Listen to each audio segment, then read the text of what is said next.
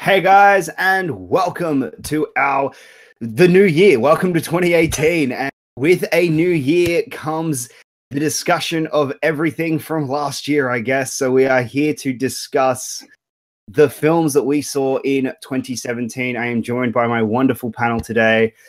Manny Franks, how are you? Oh, thank you. I feel honored being called wonderful, Jacob. What you could do after ignoring me all this time. I'm kidding. I'm so happy to be here, everybody. I'm also joined by Matthew Kearns. How are you? Oh my lord, that wasn't a... Yeah, I feel some couples therapy in your future, but I'm doing well. Yeah, definitely some couples therapy there. Evan DeGraff, you actually turned up on time today. Ooh, burn. There's a reason I was gone. It's because of you. And we are joined by the lovely Taylor. How are you today? I'm wonderful, thank you. I'm so excited to be here. This is a great time already. Yeah, it's going to be great. Now, before we get into our discussion and our top 10, there were people that were part of Take 3 this year who weren't able to make this discussion live. So instead, they just recorded their own top 10 list that we're going to share with you guys now. So please sit down, enjoy this video. Our discussion will be back right at the end of this video. Hi, it's Malcolm here with my top 10 movies of 2017. My number 10 is Spider-Man Homecoming. It's just squeaked into number 10 because it was my favourite Spider-Man movie of all time, and it was great, but I mean, it wasn't the best superhero movie of the year. My number 9 is one that I didn't expect to have on there. It's Jumanji: Welcome to the Jungle. I enjoyed this way better than the original. The comedy was on point, as well as I really loved it, like the change that happened at the end of the movie.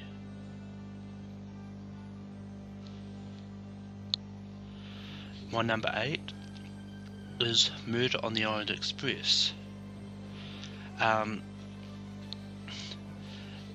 This was enjoyable. I mean, I always like Kenneth Branagh's directing. Like all the cast was on point, and it was just really great. My number 7 is Baby Driver. I mean, this was a really fun movie. It's only lower down on my list than I would have liked it, because like to be watching it, seeing Spacey in the role again, it's like after what happened, it's just, it kind of dragged the whole movie down a little bit for me. My number 6 is Thor Ragnarok. This was the best MCU movie of the year. It was rather fun. I enjoyed the comedy, and Taika Waititi directed it, which is great.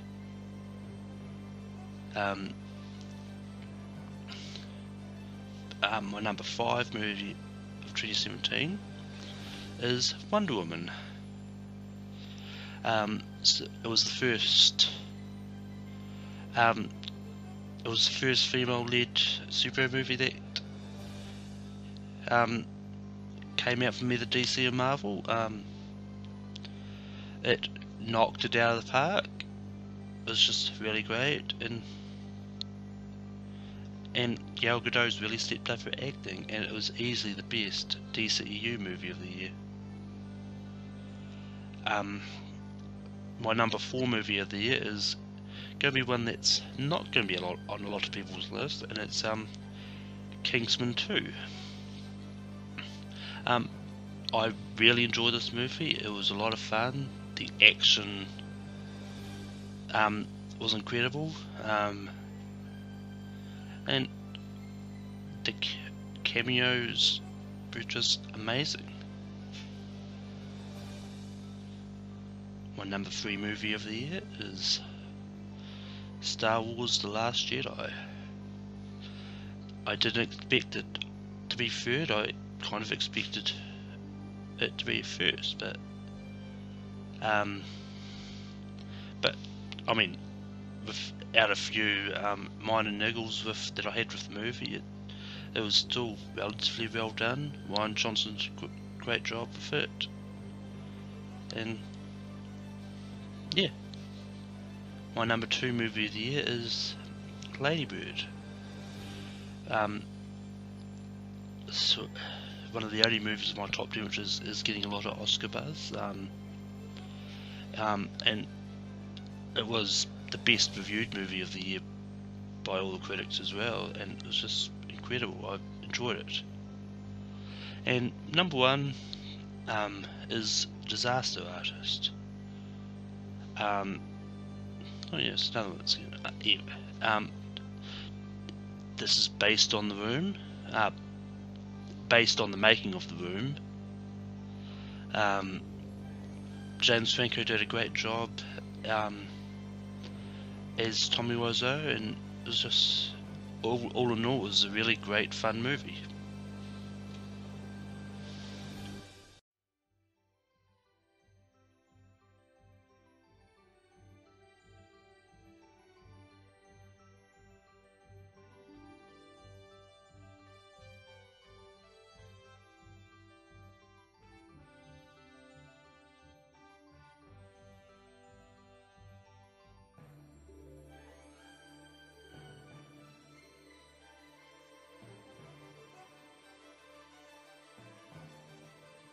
Hey guys, what's up? As you can clearly tell, sadly, I'm not actually on the live panel.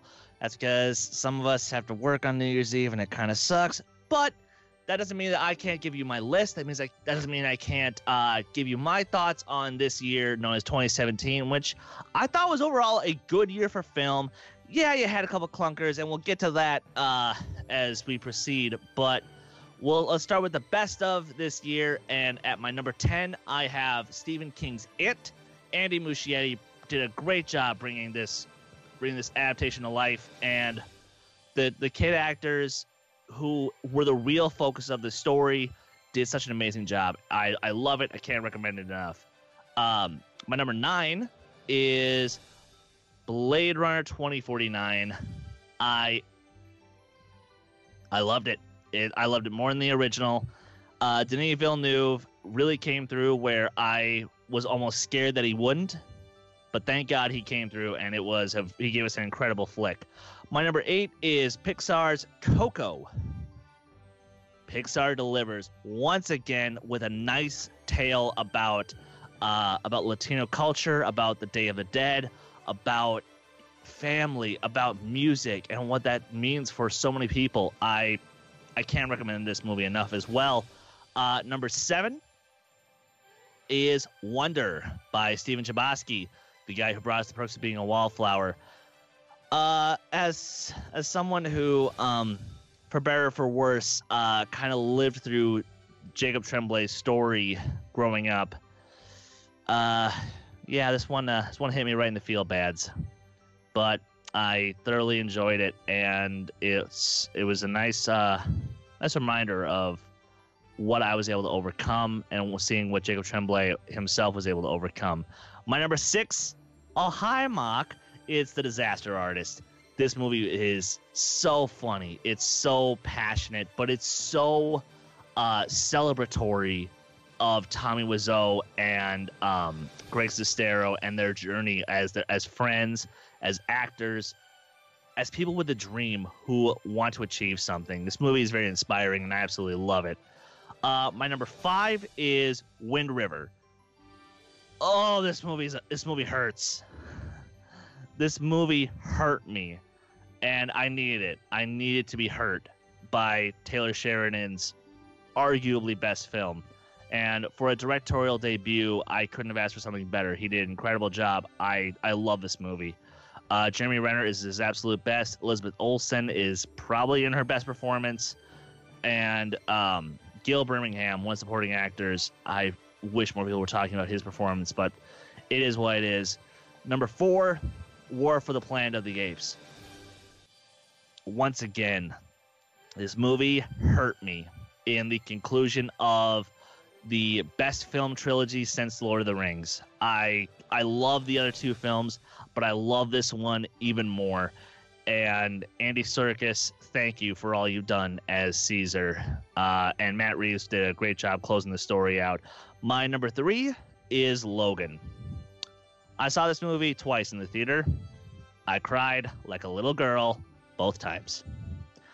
I love it. This seeing Hugh Jackman in his supposedly final turn as the Wolverine, it hurt. And again, Hugh, I can't thank you enough for being the amazing entertainer that you are, and for being the great character that you brought out in the character of Logan. My number 2 is Lady Bird. If you guys want to know a little bit about who I used to be as a person, if you want to know what my relationship with my mother was like during my senior year of high school, go watch this movie. And you'll get the full context. You'll get the full story, because that it is exactly what my relationship with my mother was like. And she would even tell you the same thing. This movie, it hit me so hard. It's so raw. It's so real. The cinematography is incredibly underappreciated by everybody, in my opinion. And I can't stop singing its praises. And it almost stayed at my number 1 until this is biased. This is absolutely biased, and I will admit it. Star Wars Episode 8, The Last Jedi is my number 1 film of the year. Why? This is quite possibly the best acted Star Wars movie. This is quite possibly the Star Wars movie with the most to tell. This is quite possibly the Star Wars movie that had the most to say about its audience, about expectation, about deconstructing your heroes. It had so much to say in terms of what is fandom. And this movie basically gave fandom a giant middle finger. And you want to know something? As a Star Wars fan who's a little sick of Star Wars fans at the moment, I needed that. So Rian Johnson, you made not the best film of the year. Let's make that clear. This is a list of our favorites. But you made my favorite film of the year. You made my quite possibly 3rd favorite Star Wars film of all time now. And you made what I might argue to be the best Star Wars movie of all time. So Rian Johnson, thank you. And guys, thanks for sticking around. Hey guys, this is my top 10 list for the top 10 2017 movies. Bada bing, bada boom. At number 10, I have The Last Jedi. Sigh. Last Jedi I have a lot of issues with. But admittedly, I didn't go see a lot of new movies this year, and it ranks at the bottom for me. At number 9, I have Get Out. Racially charged, really empowering. Well, not empowering. It's more of a thriller that really works on so many psychological levels and was released at such a good point in time because of the climate that we are living in now. At number 8, I have the Lego Movie. Just as fun as the first Lego Movie, and I love the Batman characters, and it was fantastic. At number 7, I have Spider-Man Homecoming. Tom Holland killed it. It was a great story, even though I have a couple issues with the Vulture being the spoiler, that girl's father, which was very coincidental, and it didn't really flow as well as it should have. But it was a fun movie nonetheless, and a great popcorn flick. Number 6 is It. A great horror movie, really thrilling. The jump scares got me. Yes, I screamed, but it was a good time. The beginning where Georgie gets his arm ripped off is always going to give me a laugh.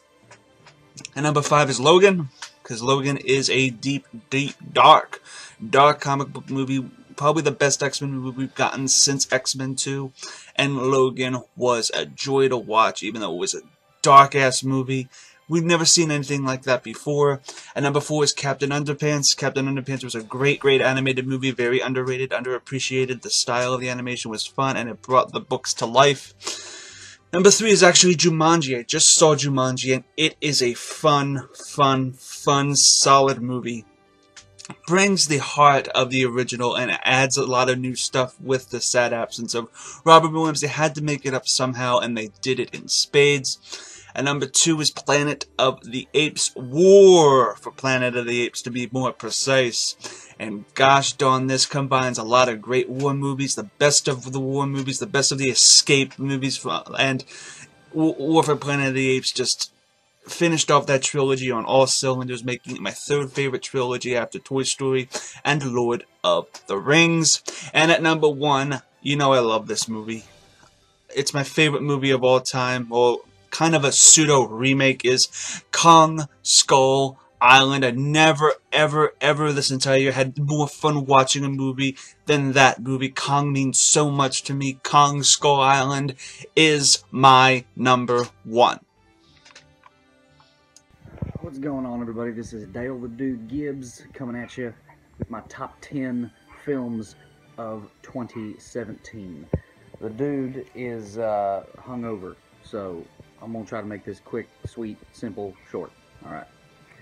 At number 10 for 2017, number 10, John Wick 2. Wasn't as good as the original one, at all. I mean, it was fine. It was a good movie, action-packed. I loved seeing that, delving in a little more into that assassin universe they set up in the first one. It was a damn good movie, just wasn't as good as the first one. So John Wick 2 at number 10. Number 9, Lego Batman. Now, this made my top 10 because it surprised me. I mean, you think of a Lego movie, it ain't gonna be like the first movie I'm rushing off to the theater to see. But this was actually, it was originally funny, it was really heartfelt, and it was very well written. So, I mean, I actually love Zach Galifianakis as the Joker. Will Arnett as Batman. So, Lego Batman, definitely on my top 10 list at number 9. At number 8, Wonder Woman, because that was a damn good movie. DC's kind of first, I don't know if I can call it a home run, but it was a good movie. So first one of them DC's put out in a while. At number 7, The Disaster Artist. James Franco, Seth Rogen, Dave Franco, based off of the movie The Room. Now, I think this actually, it was very funny, and it was a very, had a lot of heart to it, very kind of inspiring in a weird sort of way. I think when we look back at the career of James Franco, Disaster Artist is going to be one of the more defining films in his filmography, like 100%. This movie was very good, and if you haven't seen it, go see it. And see The Room, the movie it's actually based off of, too. It's like the worst movie ever made, but that's why it's popular. Anyway, number 6, Baby Driver. This didn't make my top 5 because, dude, if you look at the rest of Edgar Wright's movies, I mean, they're just incredible. Scott Pilgrim, Shaun of the Dead. That movie should be taught in film schools. That's how good Shaun of the Dead is. That whole trilogy, kind of Shaun of the Dead, Hot Fuzz, The World's End. Terrific Edgar Wright movies. Baby Driver, I think I put up too high on a pedestal before I saw it, and so it just didn't hit as high to me as I wanted it to. But it was still a real good movie. I need to give it another shot because everyone was raving about it, and I was the only one kind of shaking my head a little bit. But it did make my top 10. At number 5, Thor Ragnarok, dude. I mean, probably the best Thor movie and what's been called the funniest MCU movie yet, so that's exciting. Number 4, The Big Sick. Kumail Nanjiani giving the true life story of how he and his wife met. I mean, dude, this movie was incredible. A breakout film from a comedian that was this good. I saw it in this little indie theater. Damn, The Big Sick. If you haven't seen it yet, definitely see it. It's one of the best films of 2017. At number 3, Logan, because Logan. Number 2, Spider-Man Homecoming, dude. That was damn near close to a perfect movie. Best Peter Parker we have ever seen.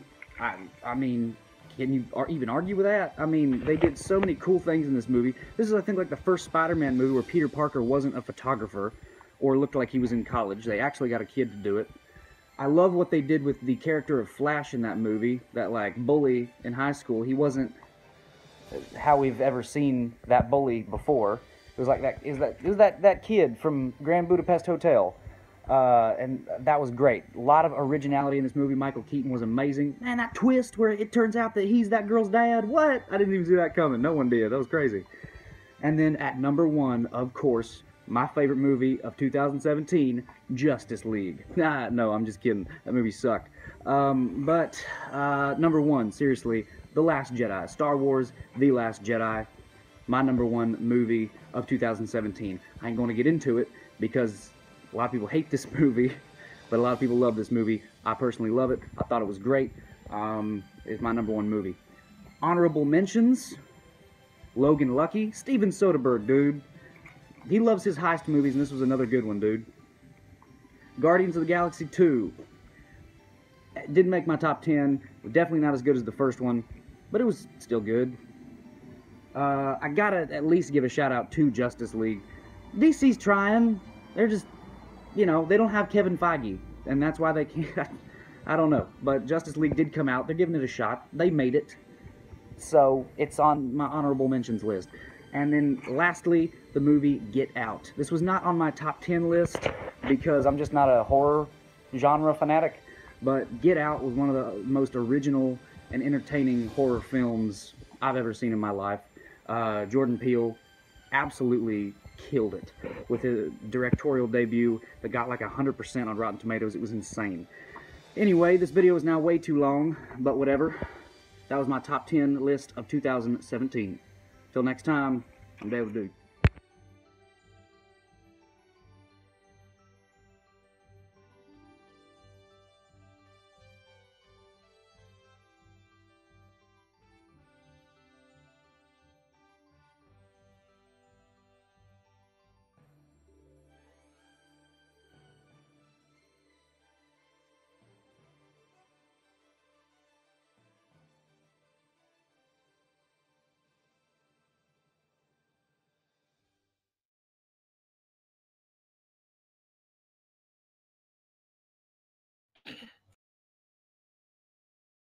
Thank you guys so much for your list.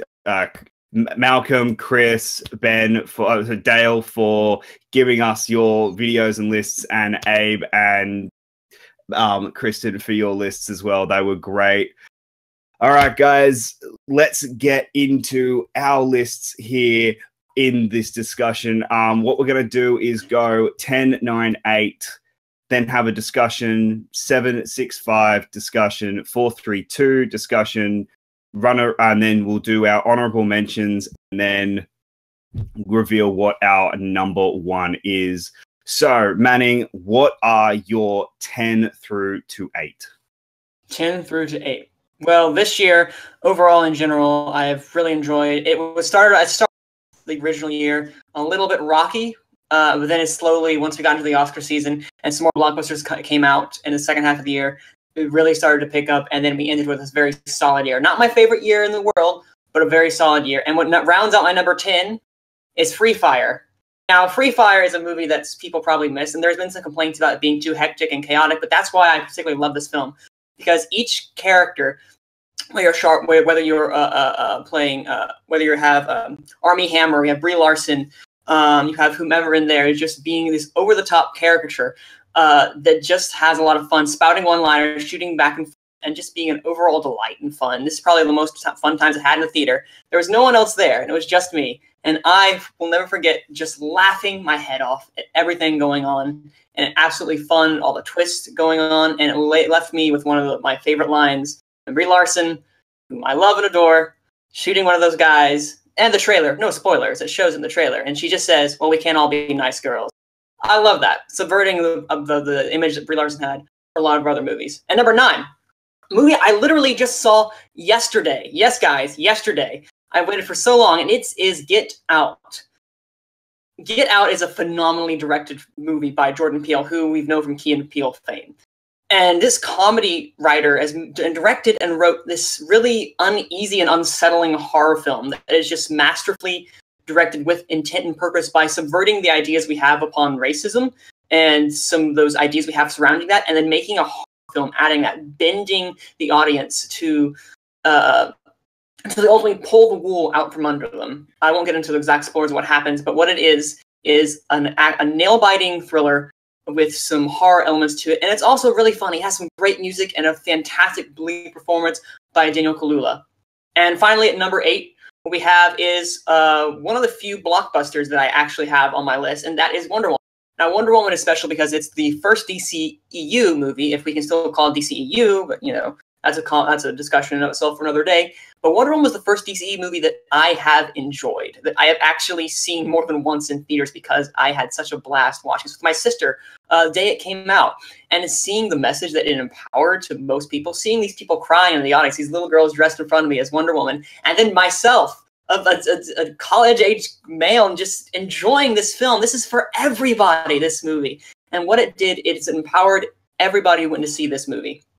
What it does, it tells an expertly directed film by Patty Jenkins, and then Gal Gadot sells it as Wonder Woman. And while my trepidations about her in Batman v Superman were put to rest, and she kills it. And this is an exciting movie. It's an important movie, and it's a fun movie. This is something the DC movie has been lacking, in my opinion, and I feel like it nailed it while creating some weight and stakes to it. Is the third act a little bit campy and a little bit I'll give you that, but the message behind that came together at a very nice conclusion, and you know what? Got me a little teary-eyed at the end. So Wonder Woman at 8. All right. And Taylor, what is your 10, 9, and 8? So my number 10 film for the year was Get Out. It took me a while to see that movie. I didn't see it until very recently, but I loved it. I thought that the directing style was fantastic. I loved the script. I thought the script was so well done and really, really did a fantastic job with all of the social commentary that it was trying to make. I just thought it was a very, very successful movie in trying to achieve something that I don't feel like we've quite seen in a movie before, at least to this extent. So I really loved it. I thought the cast was fantastic. The directing was amazing. And I'm really, really hoping that it gets a lot of love when we start to come to awards season. My number 9 is The Last Jedi. I loved The Last Jedi. I'm part of the half of the people who actually enjoyed that movie. So I really, really enjoyed it. I thought that it was great that it got people talking. Whether they absolutely hated it or they loved it, it got people passionate about it, and it started all kinds of incredible discussions online. And I really, really think that's important, especially if we want more Star Wars movies going forward, to be able to have those kind of discussions. And I love the fact that it wasn't what anyone was expecting. It took all the fan theories and just kind of threw them out the window, which I thought was amazing. Because I don't want to go into a movie always 100% knowing what to expect, especially a Star Wars movie, because we've had so many of them now that it's really great to go in and just feel like I don't know what I'm going to see. And I also like the way that it expanded the universe, because we're going to be getting Star Wars movies for the rest of forever at this point, I feel like. So it really needs to be a universe that can expand outward and that new stories can be told. And I loved it so much. I thought it did a really great job with setting up what it needed to set up for the rest of the universe. And then my number 8, actually, I also saw very recently, Ingrid Goes West. That movie is incredible. And I'm really, really glad that I got to see it before I made my list, because I would have been really sad to see it later and know that it missed out with a place on my list. I love Elizabeth Olsen. She was fantastic in the movie. I really thought that she did an incredible job representing kind of the stereotype of how people see people who are very popular on Instagram and have big followings in the social media world. She did a really great job. Aubrey Plaza was incredible with her character, and she did a really, really great job of bringing to life a character that has a lot of mental struggles. She has a lot of issues that she's trying to work through, and she's very real, and it's a very, very, very important story, I think, for the time that we're in right now, with how important social media is in our culture and how much time and energy we put into it and the way it affects our work and the way that we make friends and pretty much everything. So I was watching it and I was like, man, I feel I can't even look at my phone right now because I feel like it's just making me feel awful for the amount of time that I spend on that kind of stuff and what it can really do to you and how people can be affected by it. So I really, really loved that movie a lot. All right. Matt, what are your 10, 9, and 8? Okay, so at number 10, I got Power Rangers. You know why? Because when I was a kid, that's all I did was watch that TV show. And listen, shut up, Manning. No, you say it. Go. I'm just like, I just listen, go ahead, man. You do you. You do you, man. I got my dramatic and my dark stuff down at the end, but this was a fun movie. Yeah, okay. You know, was it stupid? Did you ever watch Power Rangers? It's kind of stupid to begin with. So in a way, this was a very faithful adaptation of the television series. Also, just to warn everyone, didn't really see a lot of movies this year. That makes any sense. But yes, this was a fun movie. Number 9, I have Beauty and the Beast. I actually had a lot of fun with this movie. I thought, you know, I was talking with someone a couple of days ago and said it's kind of, as a Superman fan, I use the example of, it's kind of like Superman movie and Man of Steel. I like, sure, there's one interpretation I like a lot more than the other, but I still can like, they're different and similar, but I thought it was a fun movie. I thought there was some stuff that had added from the original that worked. There was other stuff, auto-tuning, that did not work for me, but you know, overall it was a nice movie. And then at number 8, to make all you know, everyone just go, I'm surprised if that wouldn't be on his list. It's Justice League. Did this movie have no story? Yep. Was Superman really cool in it? Yep. Did I like it? Yep. You guys already know me. I watched the live show. I like these movies. So that's why it's low on the list. Like, to be honest, I didn't go in thinking I was going to get the Dark Knight, and I came out not getting the Dark Knight. So I wasn't disappointed. Also, you know, Mustache Gate. We're going to be talking about that for a while, aren't we? Absolutely. Man. We absolutely will. All right, Evan, as you're like fawning into the camera there. Someone take off his camera. Yeah, someone just like, oh, okay, this is a little weird. Evan, what are your 10, 9, and 8? All right, number 10, we have, I agree with Dale the 2, John Wick 2. I do not agree with him in the facts that he thinks it is worse than the first. I think is on par, arguably better, because it does a really good job at expanding the universe of the Assassin Hotel. And the action in it, I haven't seen Atomic Blonde, but from what I've seen, it's some of the best gun fu of the year by far. And Keanu Reeves comes back. He sinks right into the role. And John Wick 2 is at my number 10. Number 9, I have Logan. Some people would say this is kind of low for a top 10 list. Maybe it should be higher. But look, it's a really good comic book movie. And it transforms the genre. And that's something that I like to see comic book movies do. Fox did it last year with Deadpool. They're doing it this year with Logan. And they're going to keep progressing each year with these movies. The one problem I had with it is the narration, but I can look past that. Logan is a really fantastic movie. And then at number 8, we have Captain Underpants, the first epic movie. You see this post right here, guys? This movie is incredible from start to finish. Jacob says it's okay, but this movie is really good. I haven't seen 40-year-old men crack up in the theater in this long. It has some really good jokes, and the message and the moral at the end of the story is actually really well done. It's a solid movie, has solid character arcs, and the plot line is fairly simple. And I just had a ton of fun watching this movie. So that's my 10 through 8. All right. So my number 10 for the year is War for the Planet of the Apes.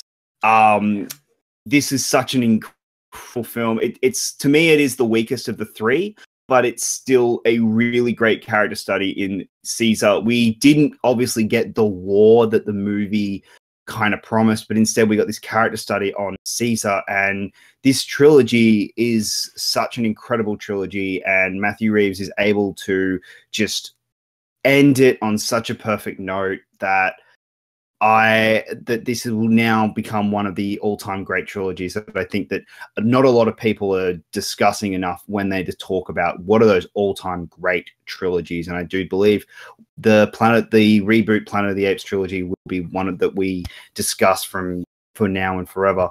Number 9 for me is The Disaster Artist. I thought this was such a just blast of a film that was able to tell was able to just be an exercise in filmmaking and showing you that, hey, just because you see this, it doesn't mean that everyone else is going to see the same thing that you will. And they were this is the modern day Ed Wood, but they found a way to also be extremely touching, extremely hard, and just be earnest, and they earned it at the end. It didn't feel like we were poking fun at Tommy Wiseau the entire time. You felt his heartache. You felt the reason why he wanted this film so badly and why he was able to see the joy in this film. And you also got the batshit crazy side of Tommy Wiseau. So it was a win-win in both directions. Number 8 for me is Star Wars: The Last Jedi. It's on my list. I adored this film for what it did to Star Wars from now and in the future, and where we go with Star Wars from now on.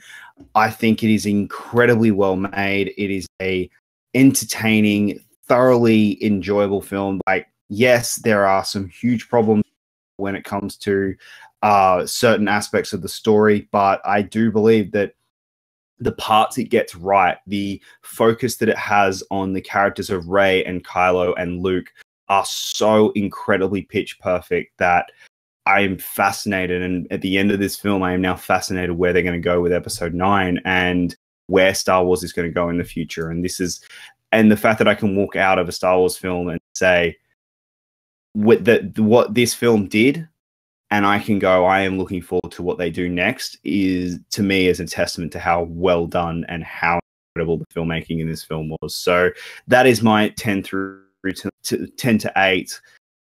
Guys, is there any movie here that is shocking that it's there? Is there any movie that you wondering why is this in a top 10 discussion? I believe you have something that you want to say. I got 2 things to say. Both to Manny and Taylor. Once you see Get Out again, I promise you, it's gonna rise in your list. Probably. I agree with that. Yeah. And then The Last Jedi is not on my list. I think it is a really solid movie, but it lacks in narration, and for that, it drains the movie a bit out for me. But I thoroughly enjoyed The Last Jedi. It's not better than 10 other movies this year. Those are my 2 points. Manny, you look like you want to say something. I don't want to spoil and say what's on my list and what's not, but those people who know me know that I was not head over heels with The Last Jedi. I've come to no, so shocking, right? What? But yeah, no, I've come anyway. I'm at a place now where it's pure acceptance, and I'm okay with that. But yeah, you'll okay. Obviously, just told everyone it's not on my list now, so yay. But anyway, you won't know what else is on my list or what's not on my list. But my list, as I've seen more films, I was really shocked at how a lot of Logan I really want to put on my list, and we're gonna see if it makes it. But there's another Logan that may be on my list. All right. Well, all right. Let's move on to 7, 6, and 5. Evan, what is your 7, 6, and 5? All right, number 7. We have probably one of the most fun comic book movies we will probably get in the next 5 years. Just straight up fun, a straight blast. The soundtrack was amazing. The score I thoroughly enjoyed, and the characters were through the roof. We have Thor Ragnarok. Chris Hemsworth kicks it out of the park. The character changes. We have him and Bruce Banner all together, along with Loki and Hela, the goddess of death, who I think was a decent villain. Not terrible, but decent, and served the story. I thought Thor Ragnarok is going to be one of the adventures that people will remember as part of the MCU. Number 6, I have the movie, not Wonder Woman, but Wonder. This is a really well-made movie. It makes you look at a very particular situation, some would say sad and devastating, but it takes it from all points of view. And I think that's really important in storytelling, because sometimes a director would like to focus on only one character and dive into that, and it forgets about the supporting cast. But what this movie does brilliantly is look at everybody else in a situation, because most issues are complex. And that's what this movie discovers. And it hit me right in the heart, and just like it should. So number 6, I have A Wonder. And then my number 5 movie of the year, probably my most anticipated movie of the year, is the movie Pixar movies Coco. This is a fantastic film. It hits you on the heartstrings. It pulls you. It brings you everywhere, and it shows Mexican culture, which I think is important, especially in a society where we're changing and people are becoming more inclusive to other things. This is a very important movie. And I think it's gonna be one of those top tier Pixar movies that people are gonna be like, yeah, Coco belongs with Inside Out, Monsters Inc., the Toy Story trilogy, Ratatouille, and in those films, I had to throw it in there. So yeah, that's my 7 through 5: Thor: Ragnarok, Wonder, and Coco. All right, Taylor, what are your 3? So my number 7 movie is Thor: Ragnarok. I loved this movie so much. I've always been a really big fan of Thor. I enjoyed the first movie a lot, and so I was really excited to see Thor come back, especially with Taika Waititi at the helm of it. I just knew that it was going to be something incredible. The way that the music was used was fantastic. The Matt Damon cameo was my favorite thing in the whole world. The way the colors were used was incredible. And the character development we got to see with Hulk was probably one of my favorite parts of the whole movie. And it really gives me a lot of hope that going forward, we're going to get to see a lot more of him. I love how they introduced Valkyrie into the world. I thought she was incredible. I'm really, really hoping we get to see a lot more of her. But yeah, that Thor Ragnarok is probably one of my favorite comic book movies now, just because I had such a blast with it. At number 6, I have Okja. Now, this is a movie that I haven't heard a lot of people talk about, but I found it on Netflix, and I love it. The story is so captivating, and it does a fantastic job of showing you kind of a corporate mindset as far as viewing a situation versus the mindset of activists and people who are very, very concerned more with the well-being of things that are happening. And it's really, really an interesting dynamic to see that play out. And Tilda Swinton was incredible in this movie. And it's probably one of the best roles I've ever seen Jake Gyllenhaal in. I've never seen him play a character like he plays in this movie. And it was very, very exciting to see. So my number 6 is Okja. And then at number 5, I have Logan Lucky. That was surprisingly one of my favorite movies of the year. I did not have it very high on my anticipated list, but then I saw it and I was completely blown away. I thought the story was so entertaining and so clever, and I thought all of the humor hit exactly how it needed to, and I loved it. The cast was incredible. I left that movie just feeling so excited and so happy that we get to see films like that. So that is my 7 through 5. All right, Manning, what are your 7 through 5? Speaking of Logan Lucky, what do you get when you Channing Tatum and Adam Driver together with Steven Soderbergh directing? You get Logan Lucky. And oh my word, guys, this movie is one of my favorite comedies this year. Probably, well, you'll find out it's my second favorite comedy of the year. You'll find out later it's another comedy that's higher above that. But Logan Lucky manages to take some absurdist and very dry sense of humor comedy. Yeah, Twitter, I know them. I know all the Twitters. Little bits of like that, just kind of like poking fun. And as someone who grew up in Texas, this is like, okay. And this is set in West Virginia. And North Carolina as well, because Concord, North Carolina for the Charlotte Motor Speedway. And as someone who's from North Carolina as well, so it's kind of like, oh, hey, I've seen these people before. Maybe not as extreme, but the humor done of like, is it 30 or is it 20? We are dealing with science here. Daniel Craig disappears into this role. I'm like, this is the guy who was James Bond? I could not believe it. And the fact that Steven Soderbergh directs this movie to a way that has this cadence to it that just feels lighthearted. They meet a guy dressed as a bear in the woods to get something they need. It is ridiculously absurd, but it is a wonderful time in the theater, and I'll never forget just there, laughing, having zero expectations going into that, and leaving it as my number 7 of the year. And number 6, we have Baby Driver.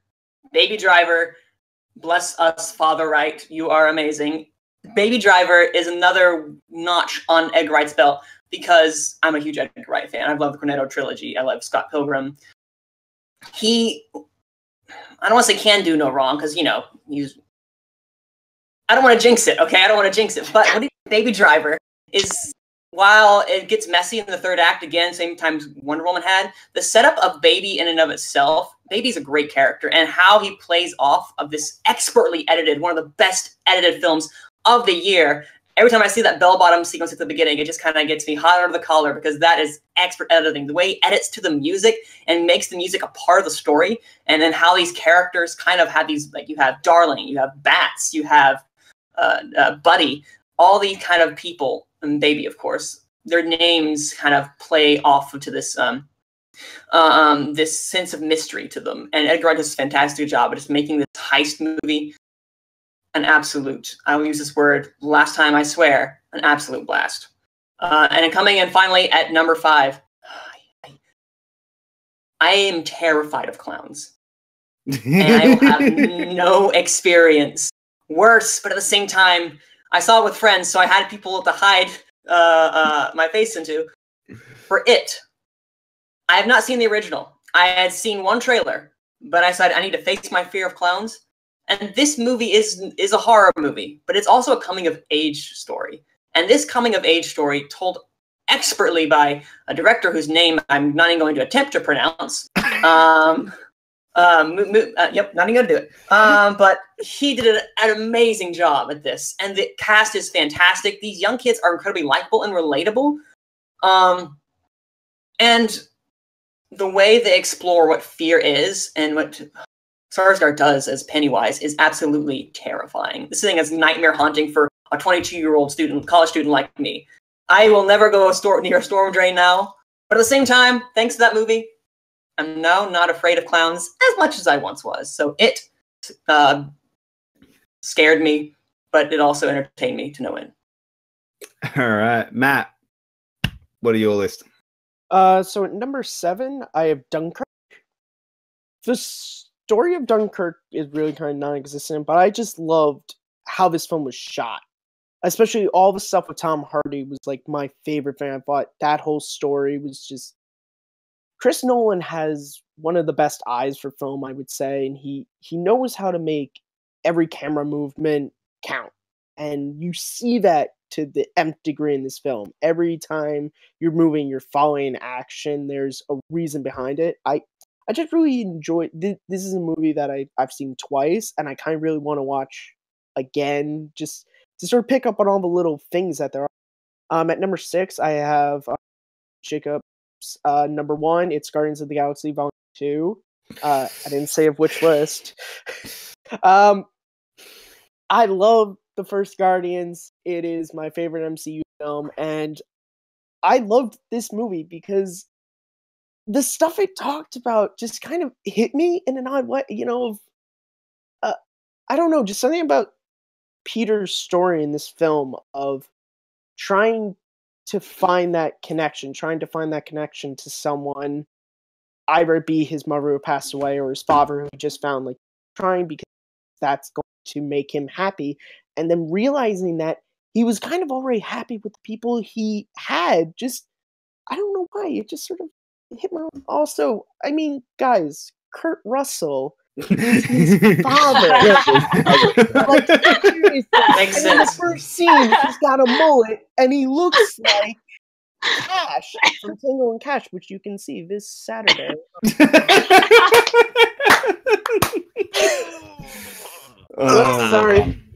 Sorry. So yeah, I really love this movie. I know, does it have problems? Sure, Jacob can tell you all about that when you watch his review. But for me, there was enough good that it kind of outweighed any bad that there was. And then at number 5, I have The Disaster Artist. I loved this movie because as someone had seen, who I've seen The Room, so all the jokes about like them shooting scenes, stuff like that, I got. But the real reason I love this film is, and Jacob brought it up, was this is kind of like 2017's Ed Wood. And for the same reason I love Ed Wood, I love this because I want to be a filmmaker. And I just sort of in an odd way, I connected with Tommy to a point where I was like, I get having a vision and trying to show it to everyone and trying to share it, because it's one of the scariest things you could do is have something that you love and you care about and putting it out there. And not to spoil too much, but when they have the premiere and you see Tommy's reaction to the crowd's reaction, I kind of got it, because I had that same thing when I was in 12th grade. We had to do a senior project and I had to make a film and show it to the class, and I didn't really get a great response. And I had that moment. I had that moment. They didn't like it, or or they didn't get what I was trying to do. It hit me, and I mean, Tommy Wiseau is from like another planet. If you see him in interviews, but like I really felt the humanity under to him. I connected to him. That's why I love this movie as much as I do, because I think I connected to it more so than I think I did any other of the year. Oh yeah, that's my 7-6. All right. So just quickly, my number 7, Get Out. This was such an original, such an incredible story, such a just incredibly well-directed film that Jordan Peele really just put himself on the map. I still believe he will be nominated for Best Director this year, and that this film is going to get a Best Picture nom. And I am really, really, I loved this film, and it was just so much, just uncomfortable while at the same time a really well-made story, and I just fell in love with it. Number 6 to me, it's been mentioned twice already, Logan Lucky. There is not a film this year that had me smile ear to ear more than Logan Lucky. I laughed my ass off. I enjoyed it just with so much passion and fun, and while also just having some emotional just hits that you were just not expecting. For a song this year that had just if there was a song that took over movies, Take Me Home Country, and this movie probably used it the best, in that where in a pageant scene has such an emotional power to it. It was just absolutely perfect. It's a shame that this film didn't make enough more money, because I love another one to spend with these characters, because I just absolutely adore these characters. And Channing Tatum is again proving that Soderbergh is the director he needs to use more, because every time he works with Soderbergh, we just get a Channing Tatum that is fantastic, and I want. And my number 5 is It.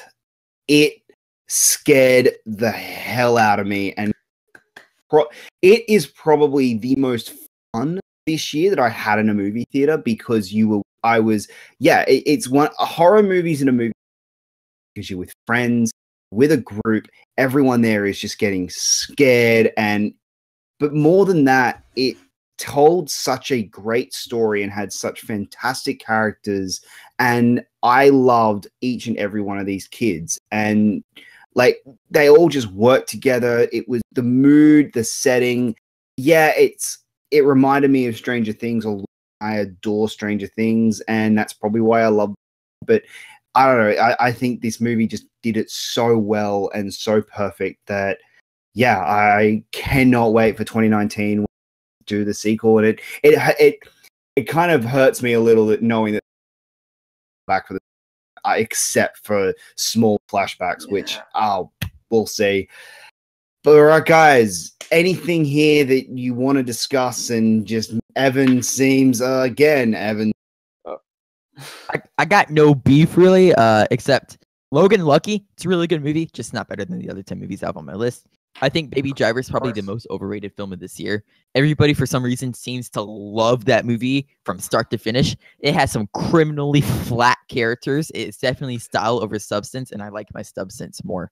And that's kind of all I got. Those two.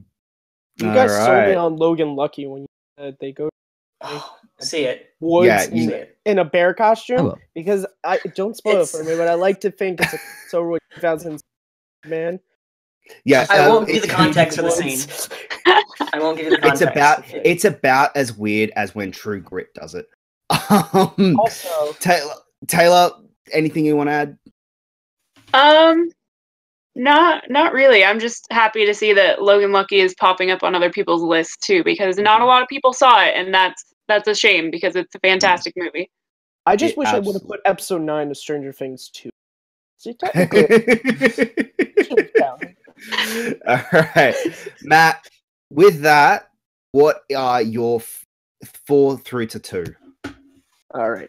So at number 4, I have one of the best comic book movies of the year, Wonder Woman. This was a really fun movie, and it was awesome. But the thing that I loved about the movie more so was actually the relationship between Steve and Diana. I thought was really well done, and because I wasn't really sure how that was going to play out because they were setting up a lot with Diana. And I was like, is this romance? Is this going to feel tacked on? And then that ending, I'm not going to, I know it's been out for like a year, but that end bit hit me. And it was such an interesting choice to make, to do, if you know the scene I'm talking about, sure, does the third act, when it gets to all the superhero stuff, is it not so good? Yeah, but you also have No Man's Land, which is one of the best sequences, I'll say, of 2017. And, it does this great thing of showing and that female-led movies, action movies like this, can be really awesome. And they can be better than a lot of the ones with guys in the leads. And I think Wonder Woman is going to be a movie that we're going to back to and be like, we need to just make more movies like this. And I just can't wait for the sequel. That's once I watched out the movie, I was like, all right, it's a sequel coming. Yeah. At number 3, I have Blade Runner 2049. I am a huge fan of the original. It's one of my favorite movies of all time, and so I was skeptical. Yeah, I wasn't quite sure. There we go. I'll say that. I wasn't quite sure about this sequel. It's like, it's like 30 years later to a movie that that has like 7 cuts. It actually has. So I was like, which is this going to be a sequel to? And then I sat down and I saw this very recently, actually, but I was blown away at the fact that Harrison Ford is my favorite actor of all time. This will make sense to you. At the fact that Deckard, I thought I was going to be spending the whole movie going, when's Deckard going to show up? And by the time Deckard shows up, I went, oh, that's cool. Deckard's in this movie.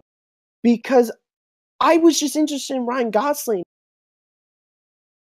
Because it was different from Blade Runner. Because I was afraid, are they going to just do a carbon copy, the same sort of thing? But they didn't. They did a great thing, which is they actually kind of let this 30-year gap between films build.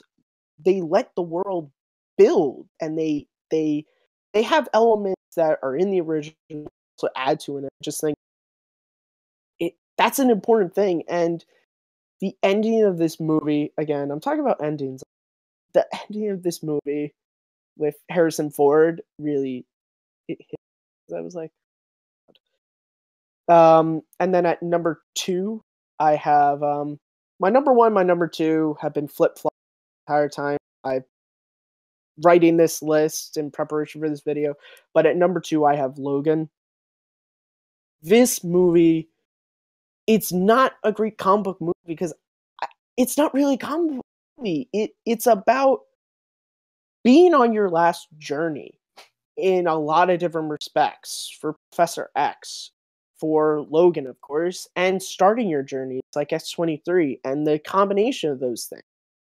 And seeing a character that I've loved since I first saw the first X-Men movie, and with Hugh Jackman, he played it as a guy who has been playing this character for nearly 20 years, and all the weight and all the stuff that goes into that, and seeing kind of the effects of what being a superhero does when you're not a superhero anymore.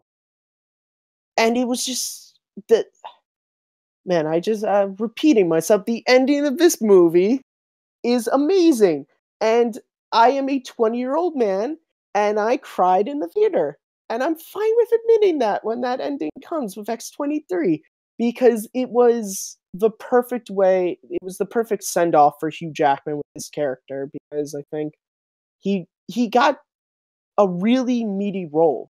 Because Logan, it's the story of being on your last journey and being fine with that, you know, having no real regrets going out. And I think that's a really interesting thing for superhero comic movies, which is usually, most of them are usually about the journey to becoming this awesome person who's going to do all these great things. And Logan is about, yeah, I did all these great things. Now I kind of have to let it all end. So, 4-2. All right, Taylor, 4-2.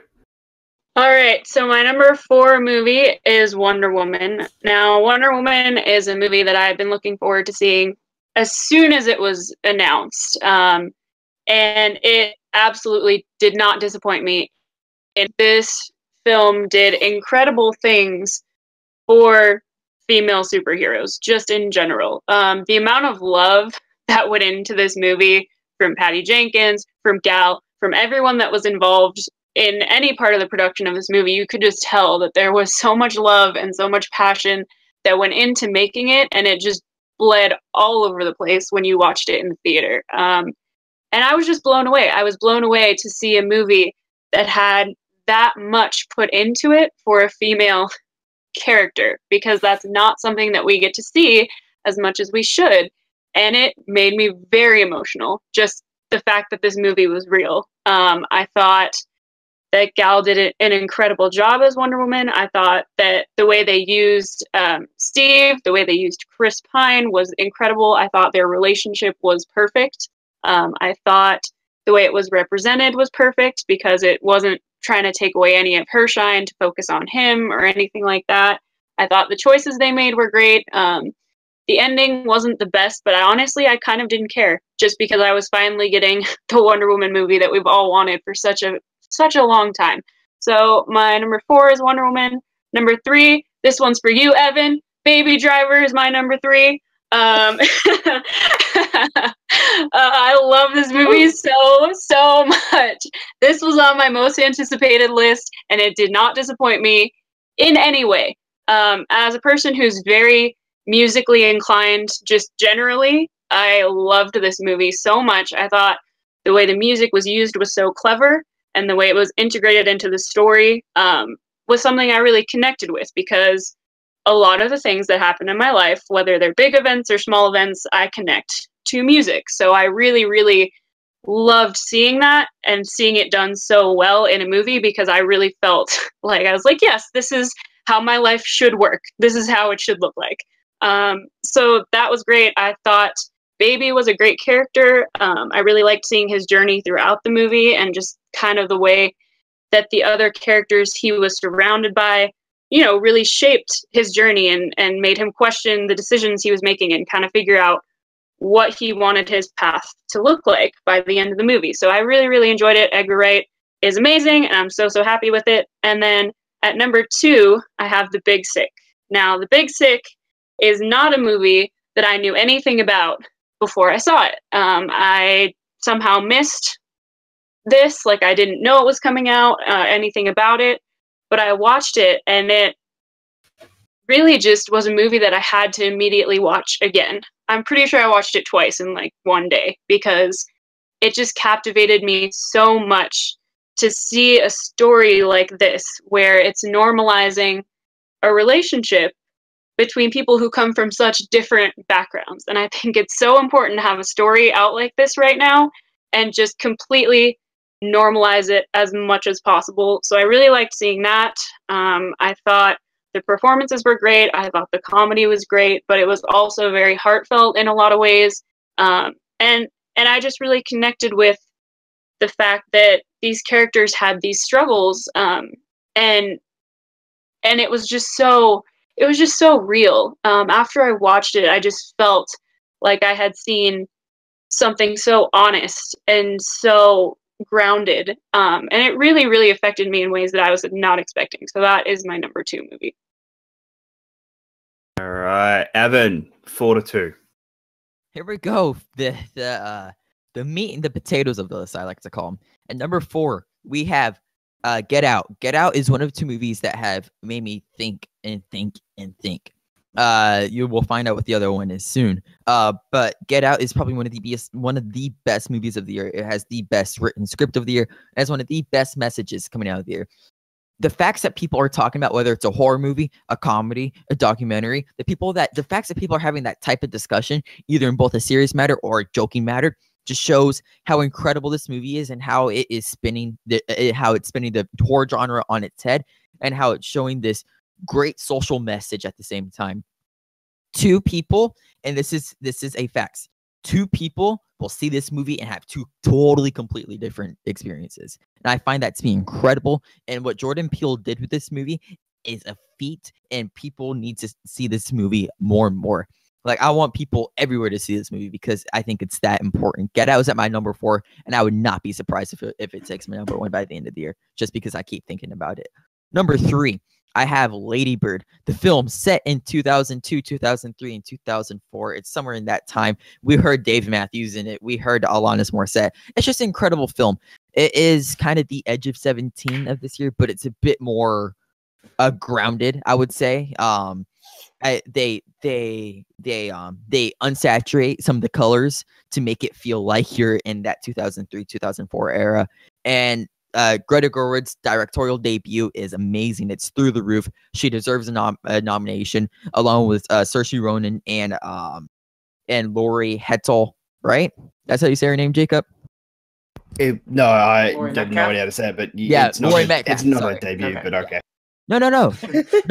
It's Greta Gerwig's directorial debut. No, And- it's not. Oh yeah. It's not. Okay. Nights and Weekends in 2008.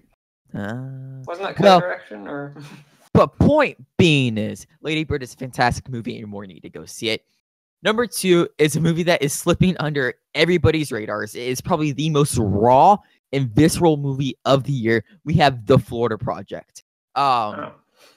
It is Sean Baker's follow-up to the indie pick, The Tangerine, where he just turned in his iPhone into the Academy, which is a little interesting little feat, but it's the most raw movie of the year. We talk about the poverty and right outside of Disney World. You know, this place that everybody comes and visits and think it's fantastic. It's not all Mickey Mouse and Minnie Mouse. The second you travel even a mile outside of Disney World, you have this very high poverty rate. And this movie does a fantastic job explaining that and making it seem as realistic as possible. The way how the movie is shot, the colors that you see, the way how it's almost like a found footage film. While you know it's not, the way how it just follows these characters and the way how it tells the story through the children in order to soften the blow for the audience because it is that real and raw. Willem Dafoe gives one of the best performances I've ever seen out of him. And this movie needs to be talked about more because I think it's one of the most important films of the year. That is my 4-2. I have Get Out, Lady Bird, and The Florida Project. All right, Manning, what do you got? There are a few movies when you go to the theater that will laugh, that will move you emotionally, and that'll make you think after you leave the theater. The Big Sick was that for me. It's something that I went in after hearing these great reviews, like, oh, hey, I've seen a couple of clips or trailers on like YouTube. Right before you go up, it'll have those clips. Let's have those banners on the side. We visit websites, and I'm like, you know what? I'll give it a try. I've heard nothing but good things. I left that movie, and right now it's my number 4 position because this movie is phenomenal. Yes, the comedians, his friend comedians, can get annoying sometimes, but past that, because the story between these 2 people, what Kumail Nanjiani managed to write in a script, and that Michael Showalter, who did Wet Hot American Summer, guys, the guy directed this movie, and then he started in Wet Hot American Summer, helped direct that and write that. That is a great sense of how he's been able to transition into that. But this movie made me take a step back and to realize and to just understand how another culture works and how that intertwines with the capitalistic society we live in America, and how that has shifted opinions across the board. I know for myself, this is an incredibly poignant and real drama, and so funny. I never thought I would laugh at a 9/11 joke. I never thought I would. But the way they do it here and the way that Ray Romano and Holly Hunter managed to come out of nowhere and give these incredibly dramatic performances, I was blown away. This is a real human drama with a lot of laughs along the way, and the Big Sick managed to do that in spades. And finally, or not finally, coming into finally, third that I have right now is a movie more people need to see. It's Mudbound. Dee Reese manages to make a period drama that is haunting, that is disgusting in the way of like how it's filmed and how it looks and how it just makes your skin crawl every time you watch it, because in the Mississippi Delta where it's filmed, this is where, as it quotes the movie, dreams go to die. This is a movie set following World War II, when two veterans, one white and one black, come back home, and you see the different ways these two families that live on this delta, and the two ways that they intertwine, and the two ways that they combat against each other, and the two ways that society sees them. And the acting in this by Mary J. Blige, Jason Mitchell, Garrett Hudlin, this entire cast, this is what the SAG nominations were for, because this cast blows not everything out of the water, but this cast shows why they deserve a nomination. It's that good of a movie. It's something that'll leave me, I saw it one night, and just something that left like a hole in my stomach, or a knot in the pit of my stomach, and I just couldn't get it out, because it's that powerful of a movie. I won't spoil much anything more about it, but it's something I recommend everyone to go see. And finally, number 2 is a movie that I was super looking forward to, because while I'm not the biggest fan of the original, well, I am. I'm a fan. This one threw my expectations out of the water and just made a phenomenal film in general. And that is Denis Villeneuve's Blade Runner 2049. The themes presented in this that are similar to the themes presented in the original one about, reality and about what that means and about finding your place in the world and what's real and what's not are done so well in this movie. The way it looks, Roger Deakins, someone give this man an Oscar, please, because this movie is absolutely gorgeous. The way the colors blend together, the way it's dark one time with the oranges, and another day you'll have the purples and the pinks and the blues. It's a wonderful film, and the acting across the board is phenomenal. Ryan Gosling proves once again he has its ability to captivate the audience just with a simple stare. I could see the pain and anguish in his eyes. I could see every single heartbreak and every single question he had in search. The effects were phenomenal. The production value is off the charts incredible. This is a movie I will continue to think about for a good long while, and that is why it's my number 2. All right, Matt, what's yours? My 4-2? Yes. I went first, Jacob. Oh, you did too. I'm so sorry. I completely forgot. I say Yep, I completely forgot. Sorry about that. Okay, professionalism. I don't do it. All right, guys. My number 4 is Wind River. This was a incredibly well-made film. It just absolutely is harrowing. It has some beautiful, absolutely gorgeous visual effect, cinematography, and just wow. I just couldn't believe how much I love this film, especially considering how much a certain someone yelling at me for months to watch it, and I finally sat down and watched it, and I just had to go, fine, yes, you were right. And admitting that Evan was right about something just makes my gut hurt.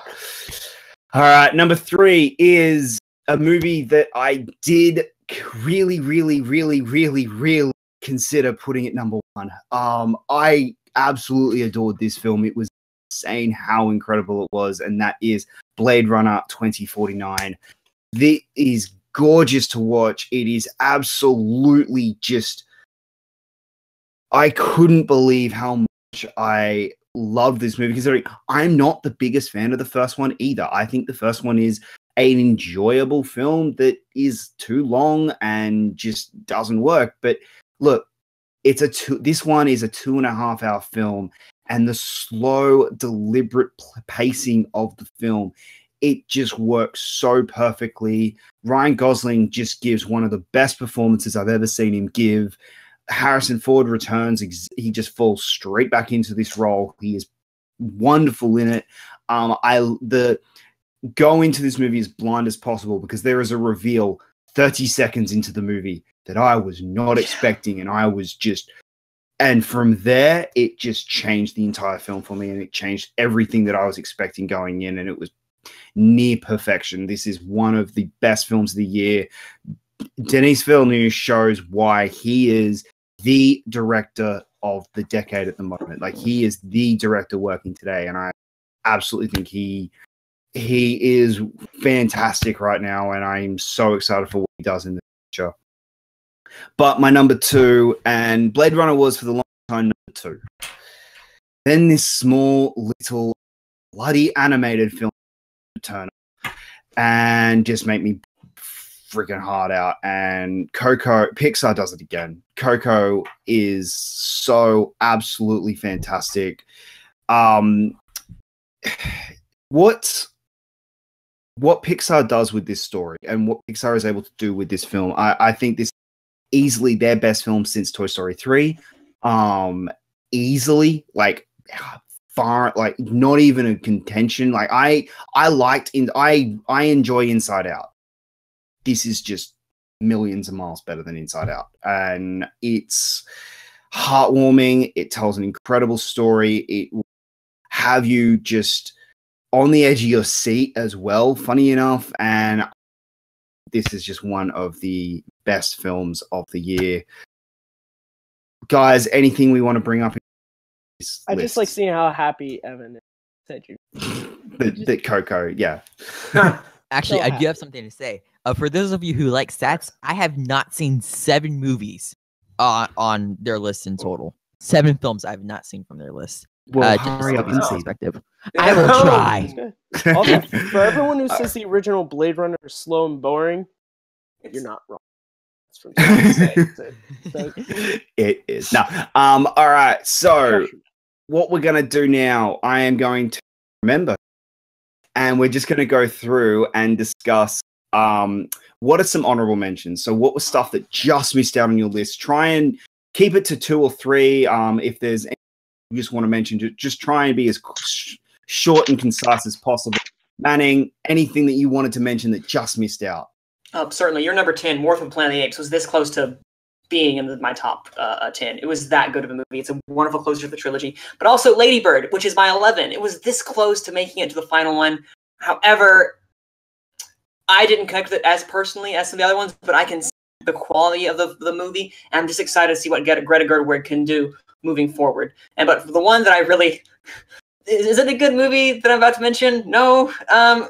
Kind of, not really. It's messy. Its pacing is off. Character development's not great. But it's The Greatest Showman, guys. The Greatest Showman has this music that just captures my heart. I cried 3 times in that. Ben Clark song here. How? Why? I cried 10 minutes like into the music. movie. I'm like, yep, okay, all right, sure, let's do it. It brought me on a roller coaster with the set pieces of the music itself. The music itself and how they work in the movie is fantastic. The stuff around that, it's fine. Hugh Jackman is great as always, but the music set pieces of, like, Rewrite the Stars is fantastic. A Million Dreams is fantastic. This Is Me is fantastic. All I'm gonna say, Greatest Showman, good movie, but amazing music and amazing set pieces and just an overall entertaining movie. Yeah, before Taylor steals it again, I do just... Well, my honorable mentions, quick, Wonder Woman. Wonder Woman was so close, and it was a toss-up between Wonder Woman or War for the Planet of the Apes, and unfortunately that third act is just...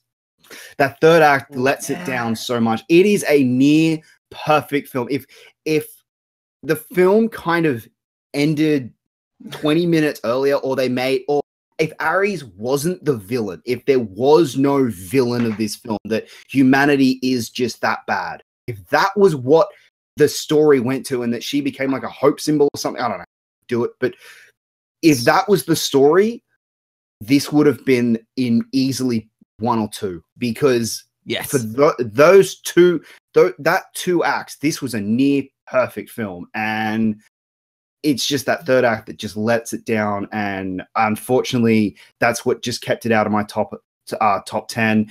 Thor Ragnarok was just a blast. It was a lot of fun. It just had a few issues in the middle that I was a bit on, but yeah, Greatest Showman. This is arguably this film. You talk about it, and if someone like the acting's, it's passable. It's good. It's good. It's good acting. It's not terrible. The script is predictable and a little, okay, that by the numbers, exactly where it's going to go. Yeah, it doesn't do anything great. Sell it, guys. Except sell it. The music. Yes. The music and the choreography. And there is a bar scene that is like hands down one of the best sequences I have seen all year. And I just was sitting there captivated going, how the hell did you film this? I cannot believe just how much fun and how excited I was watching this movie. My last honorable mention, just real quick, because no one else is going to mention this, Murder on the Orient Express. I loved this film. I thought it was so wonderful. They did such an incredible job adapting this book. It has some issues, but I thought it was a really entertaining and really thoroughly enjoyable film. Taylor, talk more about Greatest Showman. Yes! Greatest Showman was so good! It was so good. Okay, you guys. So, it was not a groundbreaking movie by any means. The acting wasn't fantastic, all right? We all agree on this. But the music, okay? The music is so good. For me, it really made it made me feel everything that I needed to feel in the scenes where I was supposed to feel it. And that is what really got me. The bar scene is one of the best scenes ever. Just, I also sat there and was like, I don't know how they're doing this. I don't know how this, and it's great. The choreography just in general in the movie was wonderful. I thought they really used the space well when they used it. So I really, really enjoyed it. I'm a sucker for musicals. Like, what can I say? I thought it was amazing. Also, I have, which is another movie I don't think anyone is going to mention, but I loved American Assassin.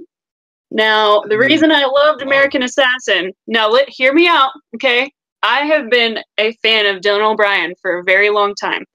And to see him get to take on a role like this just made me really happy. Like, I am always going to be a big supporter of his career, and to see him in a movie like this made me really happy. Y'all can hate in the comments. I don't care. I will defend this movie forever. Doesn't even matter. And then my other one is Spider-Man Homecoming. I really, really enjoyed Homecoming a lot. As someone who is kind of starting to get frustrated with Spider-Man in movies up to this point, I really, really enjoyed it. I thought the characterization was great. I thought Tom Holland did a fantastic job. I thought they did a great job with kind of integrating it into the Marvel Universe in the small ways that they did. And I just had a lot of fun with it. It really brought back my hype for seeing Spider-Man in more movies. All right, Matt, talk about him. Well, I guess one that I would say is, The Mummy. I think this is just everyone should watch this. This is how to kill a universe before it starts. I was so scared. Scared. Guys, you did great job. Nice work. No, really. I think it barely made it into my top 10, but Back to the Future is a movie I watch every year. It's a little done. That's why I didn't quite put it in there. No, the only one I really want to talk about is it's a movie no one's going to talk about. Most people are going to say, God, Matt, is that one of the 5 films you saw this year? Joke's on you, I saw more than 10. The Man Who Invented Christmas. As someone who is a writer,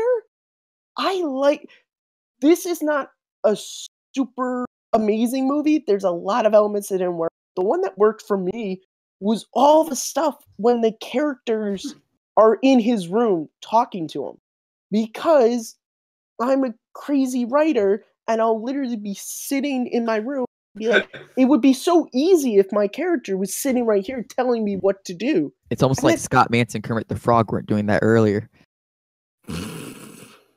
Call back, guys. Too soon.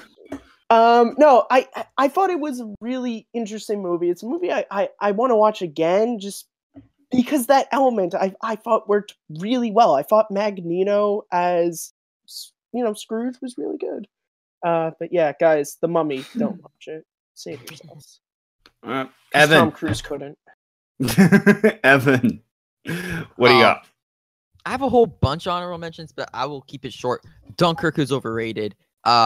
Kingsman: The Golden Circle I enjoyed more than most people. Lego Batman is, I think I have it as the third best animated film of the year. It's really good. Go see Lego Batman. Star Wars: The Last Jedi is really divisive. I enjoy it. And Spider-Man: Homecoming is probably I have it as the third best comic book movie of the year. It is really good. It is solid. I would argue it probably has the best villain of the year. So yeah, Spider-Man: Homecoming. Those are my honorable mentions. All right, let's go around the board real quick. What is your number one film of the year? Let's start with Manning. What's your number one? This is a movie that has been mentioned already, and that is a movie that I went in with zero expectations with. I had known that the guy who directed this wrote Sicario, Hell or High Water, and that is Taylor Sheridan's Wind River. Girl. Guys, Wind River is amazing. I watched it again last night just to make sure if it could as my number. And yeah, it's still that good. This is a movie that this is a running theme, me crying in movies. That happens a lot. But yeah, this movie Join the club. Let's say this movie stirred emotion on all the right places it was supposed to. This movie was a thriller, or excuse me, this movie was a human drama disguised as a because you get these insights into characters. Played by Gil Birmingham. You have or Birmingham, and then you have Jeremy Renner, and you have this wonderful dynamic at the very end with just them two talking. It's one of my favorite scenes in general. It's few words spoken, but the script in this is the highlight. One of my favorite scripts of the year.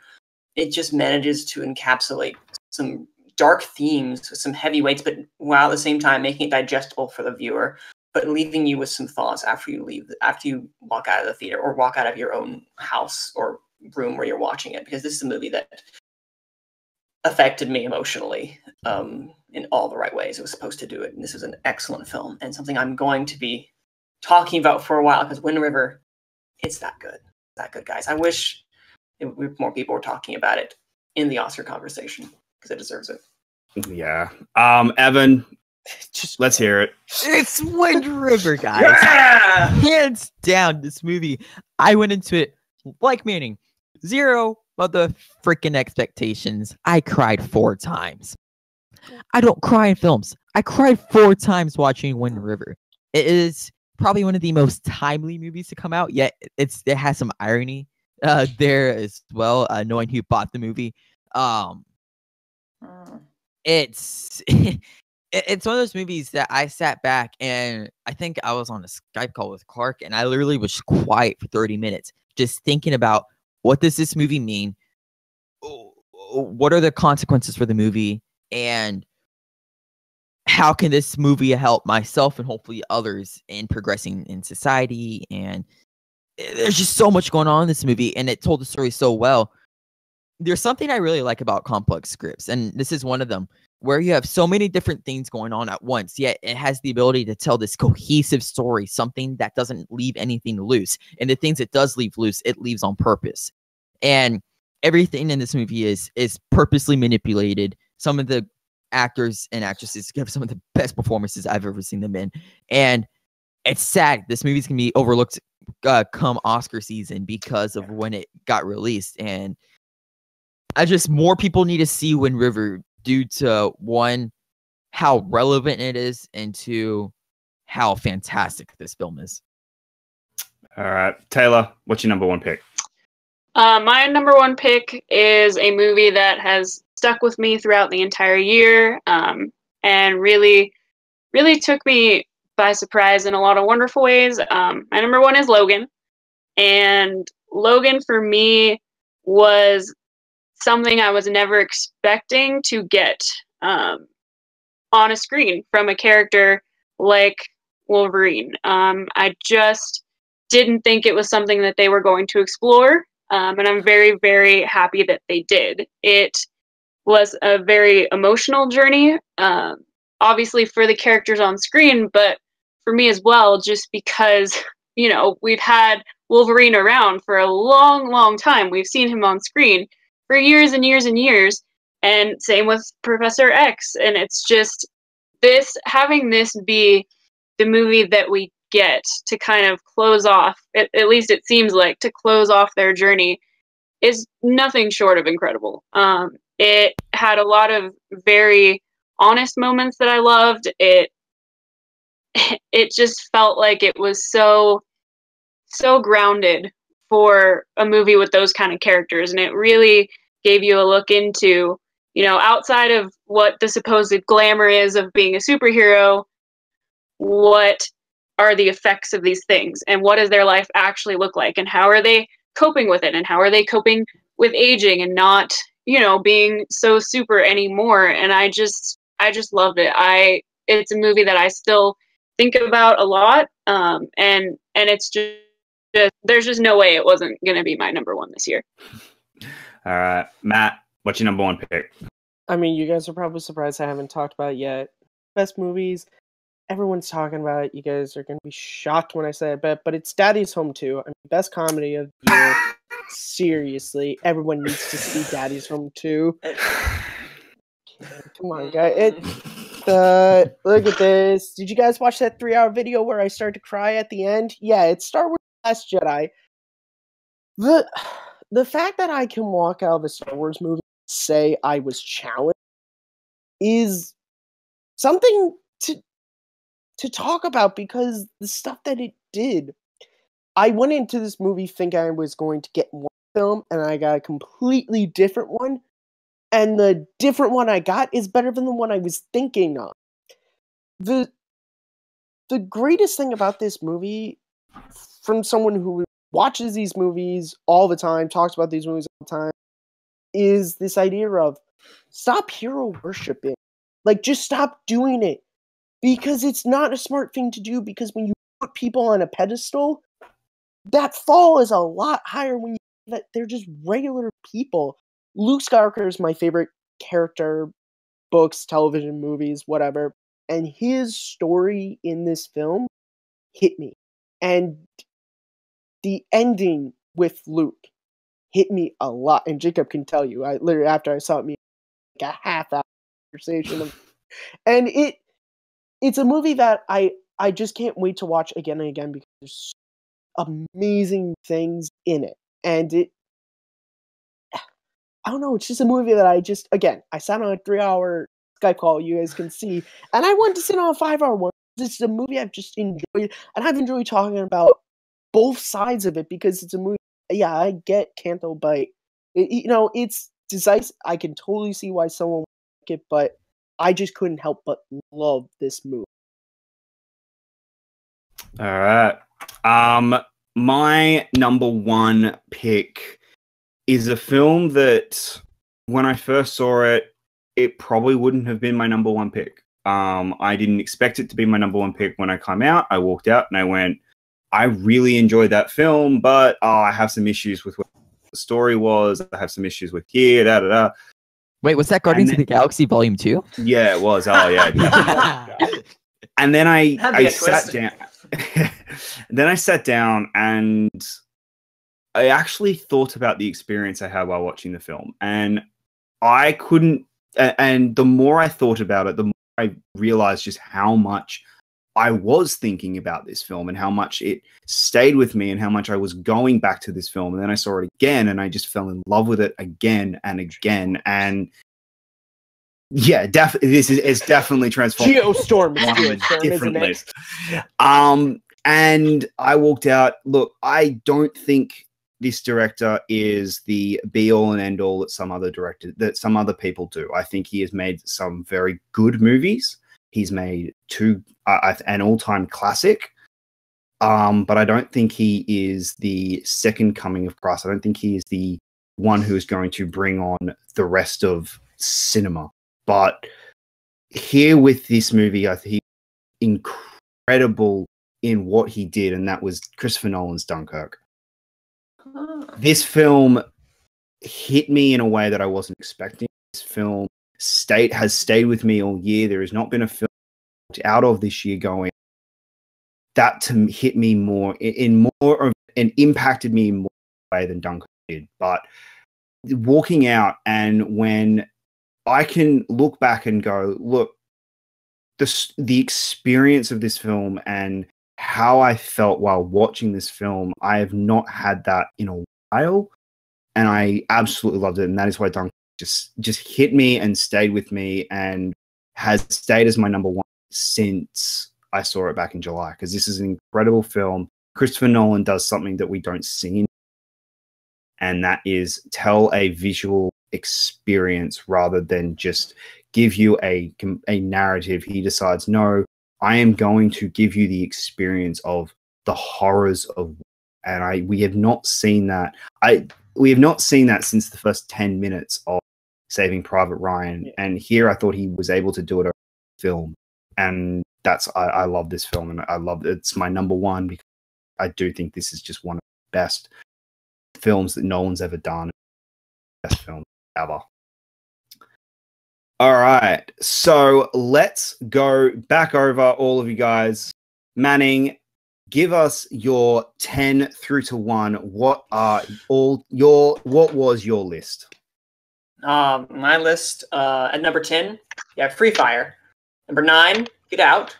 Number 8, Wind River. Wait, no, Wonder Woman. What? No, wait, no. Starting over.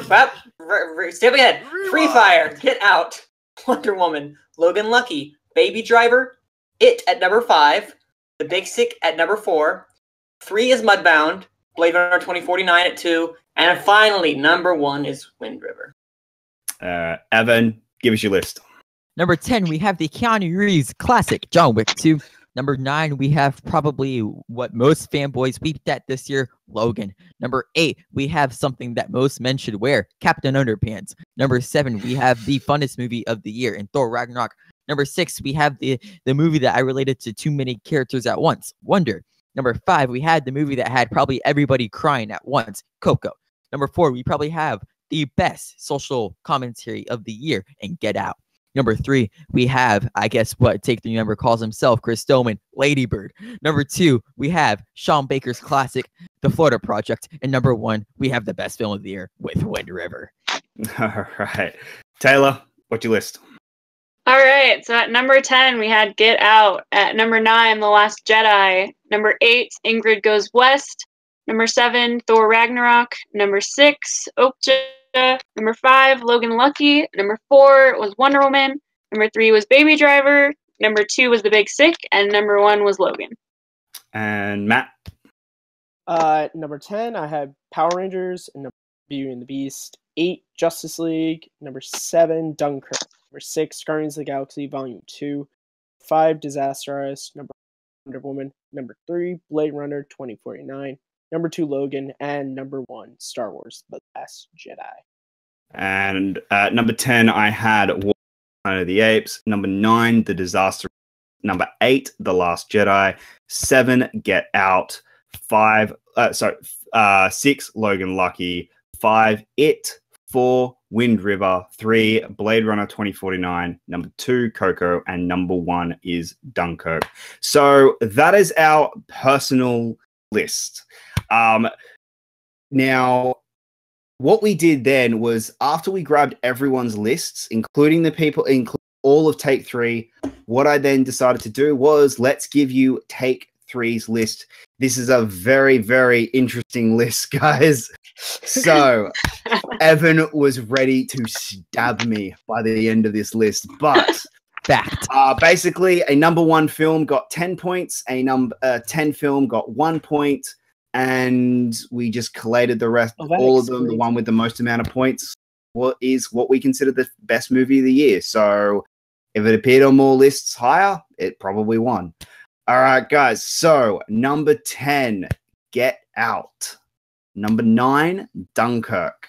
Number 8, Lady Bird. Number 7, Baby Driver. Number 6, The Big Sick. Number 5, The Disaster Artist. Number 4, Blade Runner 2049. Number 3, Wind River. Number 2, Star Wars: The Last Jedi, and number 1, Logan.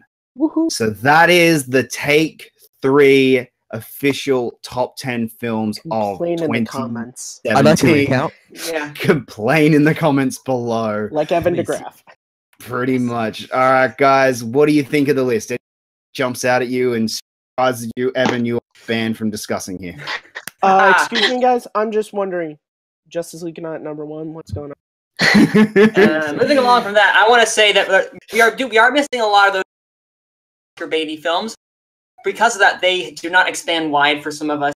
Do not have to see them, like I, Tonya or The Post. Those will be coming later, and we won't see those until 2018. But they will still be 2017 releases, just as a disclaimer for everyone out there. I was seeing Darkest Hour yesterday, and I missed it, so I'm going to see it tomorrow. And I'm probably going to love it, because I love period pieces. Taylor, anything in that list that jumps out at you? Yeah, I just, overall, I'm a little surprised by the list, but once again, a lot of us haven't been able to see a lot of the movies that I feel like would be on this list if they were wide released at this point. Like, I haven't seen The Shape of Water, I haven't seen I, Tonya, I haven't seen Call Me By Your Name, because none of those movies are available in my area yet. So with what is widely accessible right now, I do like this list a lot. I'm a little bit surprised that The Big Sick is so high on the list, just because most people that I talk to don't seem to be familiar with it, but I'm very, very happy to see it where it is. I'm also kind of surprised to see Logan at the top of the list, even though it was my number 1, just with how many movies have come out since then. It's very, very surprising to me to see it there, but I'm very happy to see it there. All right, Evan, say your piece. Okay, The Last Jedi is probably one of the most, like, we have so many Star Wars fans on this panel. Look, it's a really good film, but it's not the second best film of the year by any imagination. Logan does not deserve to be that high. Dunkirk is. I think Dunkirk is not as good as a movie as a lot of people say. And well, Baby Driver is the most overrated film of the year, and that's just me complaining about the small things. Per usual. Give me get big. That's what I got for you guys. All right, guys. Now, next we will have Evan DeGraff's preferred Take 3 list, where he basically just took his list and said it's all. I'll take out Captain Underpants for you. Pretty much. And yeah, like I kind of agree with you. I do think it's a bit top heavy, but hey, well, that is what it is with. Exactly. That's how algorithms work. Everyone can go bitch to Collider about their top 50. All right, guys. That is our top 10 of the year video. Thank you everyone so much for joining. Please below bitch and complain about this video, because you know we love bitching and complaining, and Evan trying to justify. We do it ourselves. Yeah, Evan trying to justify it.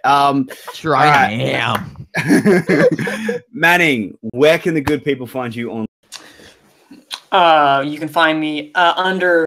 If you guys look under, well, if you look under me, it's Matt. But under Matt, you'll see the descriptions and then everything. And it'll be my Twitter handle at Cine_man. That's CINE_MANN, as well as various Take 3 things around here. It'll get me on. And Matt, where can the good people find you? You guys can complain to me about how I didn't movies to have a better list at currents_Matthew on Twitter. You can also find me on YouTube at MattMovies611 and hosting no longer Movie Fandom Show, but Second Look coming the first Monday of February, and also Russell on Russell, the Kurt Russell fan podcast, because I finally broke every other take thing and let me do this. He literally. I'm actually tied up in the basement right now, and with a gun pointed right. The month of Matt watch along starts on Saturday with Tango and Cash. Kristen didn't want to come up with movies to do in January. Let me, and it's going to be amazing. Okay? And she instantly regretted it. Evan, where can the good people find you? You guys can find the just newly followed by the Cineman Evan DeGraff on Twitter at Evan DeGraff 15. And actually, I had a great time on here today. Thank you guys for keeping most of the comments pretty nice there.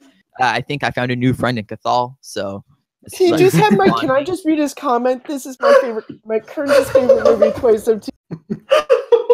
So predictable.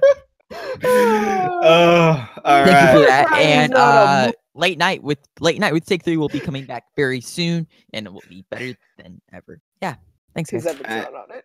And our very special guest, Hayla Robinson, where can they? You can find me on YouTube and Twitter at Finally Tailored. You can find me on Instagram _Finally Tailored. Go check it out. Thank you so much for joining us, guys. We are still technically on break, but it was the end of the year. It's New Year's Day. Everyone's over. Come on here and talk about movies for about nearly 2 hours, which I didn't think we would do, but we managed to find a way. All of our videos we say will be 45 minutes, double it. But anyway, guys, thank you so much for this. This was a lot of fun. You on the Movie Trivia Schmodown page over this month in January, Chris Clark hosts our summer series summit, where it's the top 10 lists, and we basically just sit here and give our top 10s for our favorite competitors, our best matches, our best moments, and the top 10 teams. So please go over there, look for them coming every Tuesday for the next every Monday, sorry, they're dropping on the Movie Trivia Schmodown page. Look for those over the next 4 weeks. We really would love if you guys could just join in and share them and give us your thoughts on what you think with this one. It's an absolutely awesome series, and Chris did a fantastic job in my absence. But guys, you guys can find me on Letterboxd at Jacob London, and on Twitter and Facebook, where I do all my movie reviews and everything, and just complain about movies that I don't see anymore, apparently, because that's what I do. Guys, this has been awesome. I am starting to lose the plot, and because it's really hot in this room. So until freezing. next time, I just want to say thank you, Chris Clark. Thank you so much for engineering this thing. Or hang on, Matt. Sorry, what did he actually do? Engineer? Engineer. Yeah, that's not quite sure there, but It's engineer.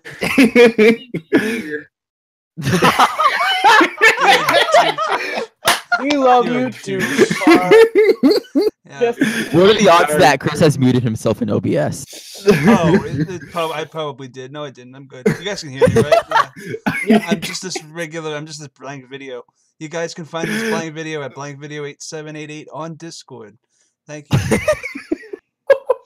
All right, guys. Thank you so much, everyone. Thank you, Chris, Kristen, Dale the Dude, Chris Doman, Abe, and Matt and Malcolm for your videos earlier in this video. Until we come back from break, we will see you next time, probably in the last week of January. So until then, guys, I'm Jacob London. Take care.